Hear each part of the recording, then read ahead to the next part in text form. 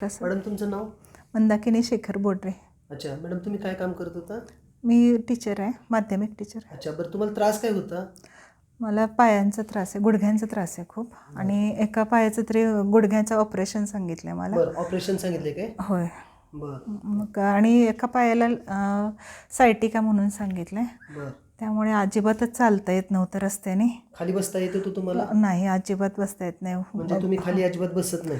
नाही, अगदी बसायचे कार्यक्रम सुद्धा सगळे टाळते. अच्छा बरं, मग तुम्हाला हे समर सक्सेसचं औषध दिल्यापासून किती दिवसात फरक आला? मला फक्त आज 8 दिवस झालेत मी घेऊन. अच्छा हां. आणि मला 8 दिवसात चालायला यायला लागले, पायऱ्या चढायला उतरायला येत नव्हतं. अच्छा त्या पायऱ्या चढायला उतरायला यायला लागलं, रस्त्याने चालायला लागले मी.